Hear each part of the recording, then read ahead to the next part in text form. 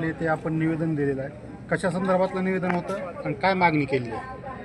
करमाळा तालुक्यामध्ये गेले कित्येक महिने झालं खूप मोठ्या प्रमाणामध्ये अतिवृष्टी होत आहे आणि अतिवृष्टीमध्ये अनेक शेतकऱ्यांचं खूप मोठ्या प्रमाणामध्ये नुकसान झालं आहे. असं नुकसान इतकं मोठ्या प्रपंचिक नुकसान झालं आहे की ते नुकसान कधीही भरून येऊ शकत नाही. त्याच्यामध्ये शासनाने ज्याला अति तातडीची मदत म्हणून 10,000 रुपये जे मंजूर केले होते देण्यासाठी प्रशासनाला त्या ठिकाणी आदेश दिला होता.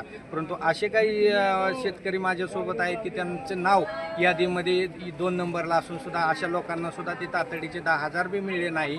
आणि जी शासनाने हेक्टरी मदत वगैरे पशुधनासाठी जी मदत जाहीर केली हे सुद्धा अद्यापर्यंत सर्वसामान्य शेतकऱ्यांपर्यंत पोहोचलेली नाही. आणि ती मदत त्वरित द्यावी. शक्यतो वास्तविक पाहता दिवाळीच्या अगोदर ही मदत शेतकऱ्यांना मिळणं गरजेचं होतं. परंतु अजूनही दिवाळी होऊन देखील फार तुळशी बारशीचं लग्न झालं तरी पण अजूनही शेतकऱ्यांना मदत मिळत नाही. याच्या निषेधार्थ आम्ही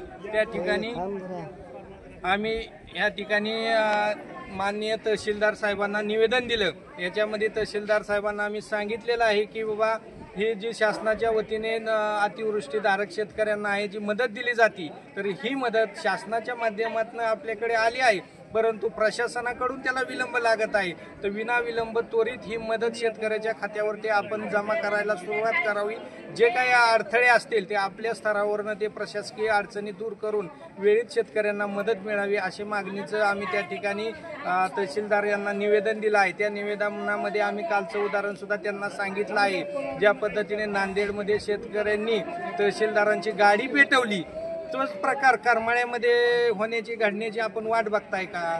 तो प्रकार करमाळ्यामध्ये त्याची पुनरावृत्ती होऊ नये याची सुद्धा आपण दक्षता घेणं गरजेचं आहे. कारण आपण आता शेतकऱ्याच्या सहनशीलतेचा अंत पाहू नये.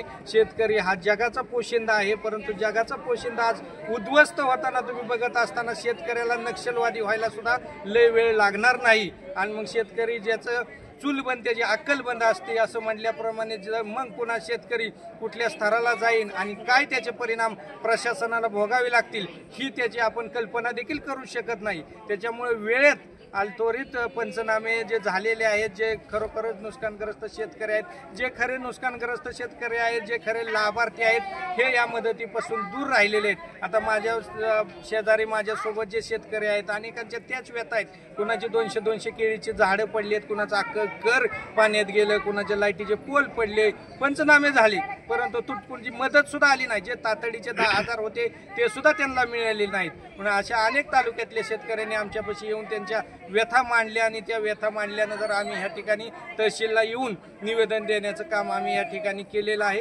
तर आमची तहसीलला आपल्या माध्यमातून विनंती आहे की ह्या 2 दिवसामध्ये तालुक्यातील सर्वांचे पैसे खात्यावरती वेळेत जमा करा, अन्यथा होणाऱ्या परिणामास आपण जबाबदार असाल ही मी त्यांना इशारा देतो. आपण हे म्हणजे सत्तेतील एका घटक पक्षाचे पदाधिकारी आहात, कार्यकर्ते आहात, तरी सुद्धा म्हणजे अशा प्रकारचं दुर्लक्ष होताना आपण ह्याविषयी काय पाऊल उचलणार, कुठं काय म्हणजे काय कळवणार? माझं आता एक 10 मिनिटापूर्वी कृषी मंत्री नामदार दत्तात्रय मामा भरणे यांच्याशी बोलणं झालेलं आहे. मामा म्हणले मी जिल्हाधिकाऱ्यांशी बोलतो. ह्याच्यामध्ये शासनाचा कुठल्याही प्रकारचे हलगर्जीपणा दिसून येत नाही. जे काय हलगर्जीपणा आहे तो स्थानिक पातळीवरनं होतो आहे. मग ते प्रशासनाचा असेल काय असेल, परंतु हा हलगर्जीपणा हा स्थानिक पातळीवर नाही. शासन हे संवेदनशील आहे आणि संवेदनशीलपणाने शेतकऱ्यांच्या पाठीशी खंबीरपणे उभं राहणारं शासन आहे. त्याच्यामुळेच महाराष्ट्र राज्याचे उपमुख्यमंत्री अजितदादा यांनी संगोबा या ठिकाणी कोर्टी या ठिकाणी दौरा केला आणि संगोबाचा पूल हा तातडीने त्यांनी त्या ठिकाणी मंजूर केला. म्हणजे संवेदनशील नेते आहेत सरकारमधले, त्यांच्यावर काय नाही. परंतु आमचा रोष हा खाली प्रशासनावरती आणि प्रशासन योग्य पद्धतीने ते अंमलबजावणी करत नसल्यामुळे सामान्यांचा रोष वाढत चाललाय आणि ह्या सामान्याच्या रोषाला आम्हाला पदाधिकाऱ्याला किंवा शासनकर्त्याला त्या ठिकाणी सामोरं जाण्याची वेळ येत आहे.